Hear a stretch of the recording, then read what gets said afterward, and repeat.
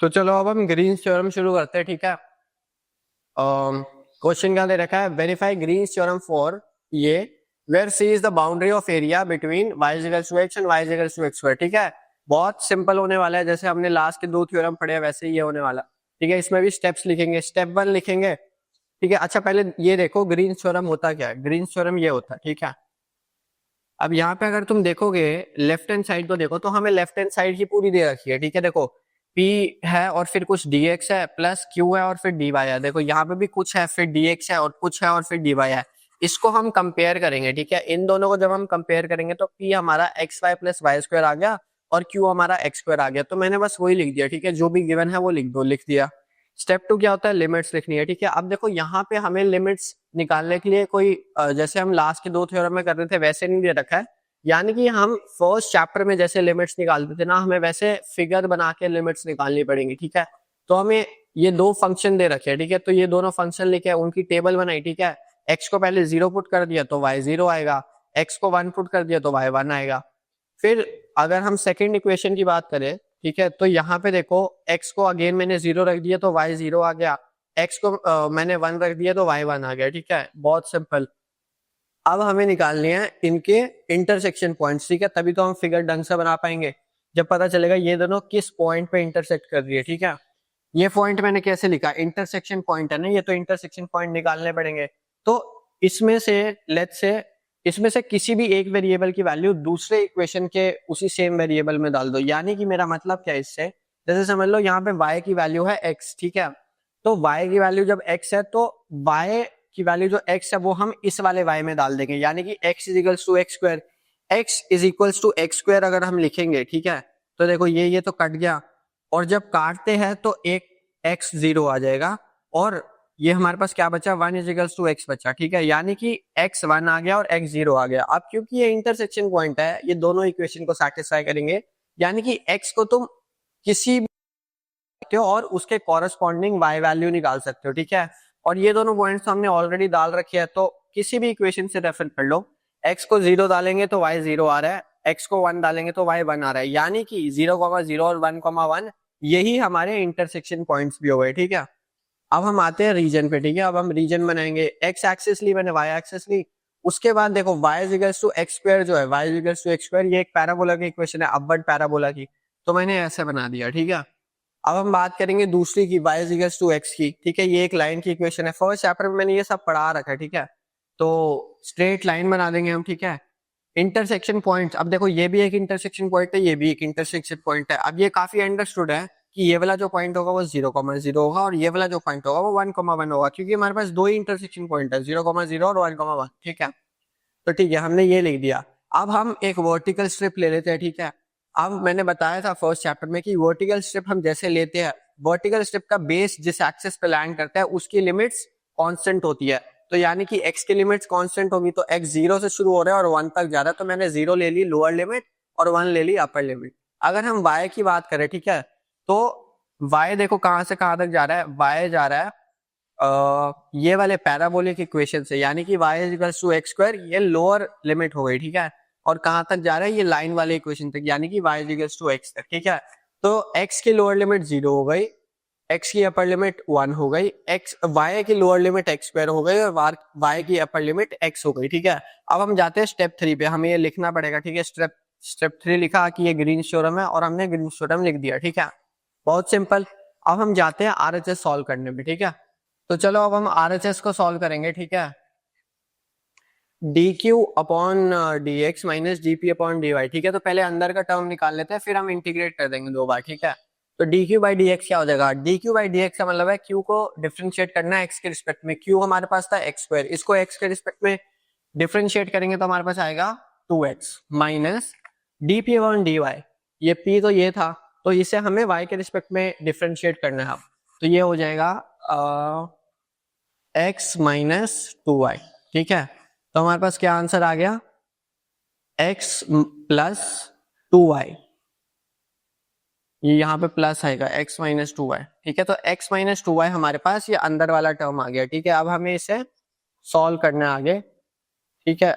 x minus 2y dy dx। अब देखो y अंदर है यानी कि अंदर वाली लिमिट्स y की लिमिट्स होंगी। लोअर लिमिट क्या थी, एक्स स्क्वायर थी, अपर लिमिट क्या थी, x थी, ठीक है। dx बाहर है यानी कि बाहर वाली लिमिट्स x की लिमिट्स होगी जो कि थी 0 से 1, ठीक है। अब हम इसे इंटीग्रेट करेंगे y के रिस्पेक्ट में, यानी कि x Y minus 2y² upon 2, तो 2 2 काट दो, y² आ गया बस, ठीक है। और इसमें हम लिमिट्स पुट करेंगे x और x² की, ठीक है, dx और 0 और 1, ठीक है। अब इसे आगे सॉल्व करते हैं। हमने y के रिस्पेक्ट में इंटीग्रेट करा यानी कि y में ही हम लिमिट्स पुट करेंगे, यानी कि x को ऐसे छोड़ दो, y में हम डालेंगे x यानी कि x² माइनस y में हम डालेंगे x यानी कि x², ठीक है। ये हो गई upper limit minus lower limit. अब हम डालेंगे y में डालेंगे x² x³ माइनस y² में x² डालेंगे, अगर हम y की जगह हम x² डालेंगे और तो उसका होल स्क्वायर हो जाएगा यानी कि x की पावर 4, ठीक है।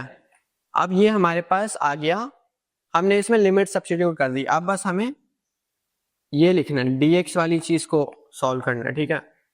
तो ये तो पूरा 0 हो गया, ये क्या बच गया, x की पावर 4 माइनस x की पावर क्यूब, ठीक है, dx 0 और 1, ठीक है।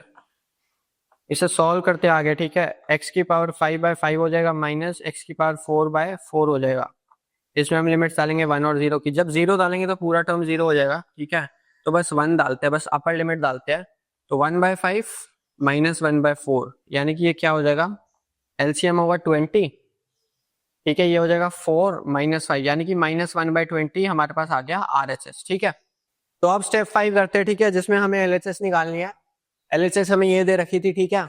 अब देखो इस सिंबल का मतलब होता है लाइन इंटीग्रल निकालना है। जब लाइन इंटीग्रल निकाल रहे हैं तो रीजन को सराउंड करती हुई जितनी भी लाइन्स है वो सारी यूज होंगी, और यही हम अपना रीजन था। तो यानी कि कितनी लाइन सराउंड कर रही है, 2, यानी कि हम 2 बार इंटीग्रल निकालेंगे और उन दोनों को जब हम सम करेंगे तो हमारे पास आंसर आएगा, ठीक है। तो मैंने एक OA के अलोंग ले लिया, एक AO के अलोंग ले लिया, ठीक है। और देखो मैंने डायरेक्शन दे दी एंटी क्लॉकवाइज, O से A जा रहे हैं और फिर A से O जा रहे हैं, ठीक है। डायरेक्शन का याद रखना, क्योंकि जब हम OA की बात करेंगे तो ये लोअर लिमिट लेंगे, ये अपर लिमिट लेंगे, पर अब डायरेक्शन जब ऐसे जा रही है AO में तो ये लोअर लिमिट होगी, ये अपर लिमिट होगी, ठीक है। ठीक है, तो अब हम क्या करते हैं, इसे निकालते हैं, ठीक है। इसका मतलब पता है ना, इसका मतलब है कि ये P dx plus Q dy जो ये दोनों के साथ है। बस ये एक लिखने का तरीका होता है कि पहले सारे लाइन को लिख दो और फिर लास्ट में बिल्कुल लिख दो जो उसके अंदर कैलकुलेट होना है, ठीक है। ठीक है, तो अब देखो हम सबसे पहले OA के अलोंग निकालते हैं, ठीक है।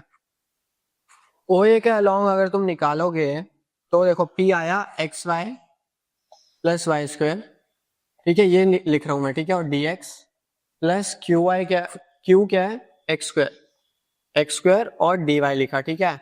अब जो हमारी OA की इक्वेशन है वो है y इक्वल्स टू x², यानी कि dy क्या आ जाएगा, 2x dx आ जाएगा, ठीक है। ये मैंने डिफरेंशिएट करा है, dy dx equals to x² का डिफरेंशिएशन जब कर दोगे तो वो 2x हो जाएगा, ठीक है। और बस dx को मैंने इधर लिख दिया, तो dy 2x dx हो गया, ठीक है।